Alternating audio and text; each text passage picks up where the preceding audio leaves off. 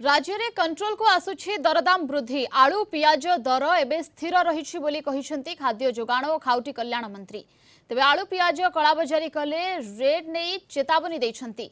एबे सबु गोदाम सर्च करी किणा बिल देखा जाउछि। खुचुरा व्यवसायी अधिक लाभ रखी बिक्री कले कार्यानुष्ठान नियाजिबो। एने विभागीय अधिकारी को निर्देश दिया जायतिबा कहिसेंती मंत्री कृष्णचंद्र पात्र।